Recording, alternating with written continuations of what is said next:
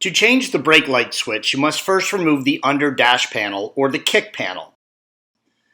In older Mercedes, you did not need to fully remove the kick panel. On the W204s, you need to.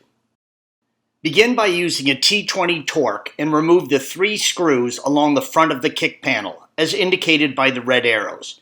You will also need to remove the hood release from the panel, yellow arrow.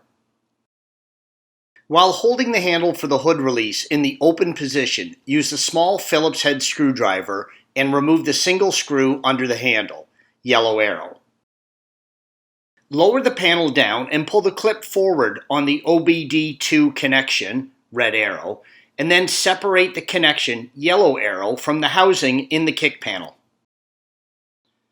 Dropping the panel further down, you can separate the 2 other wiring connection, green arrows, and push the handle for the hood release, yellow arrow, up and out of the port in the panel, red arrow.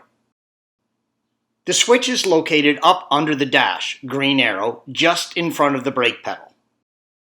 Pull the wiring connection out from the bottom of the switch, as indicated by the red arrow, and then pull the gray section of the switch straight back and out, yellow arrow.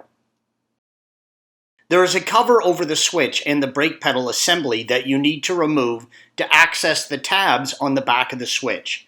There are 4 plastic tabs that hold the cover in place, as indicated by the red arrows. You can use a flathead screwdriver to release the clips. With the cover off, you can see the area where you need to release the 4 clips, red arrows. When installing the new switch, depress the brake pedal and insert the switch into the bracket. Press the switch all the way in. Release the brake pedal and slightly pull back on it. Installation is the rest of the components in the reverse of removal. Thanks for watching. Click here to view the original article along with hundreds of other DIY content for your car.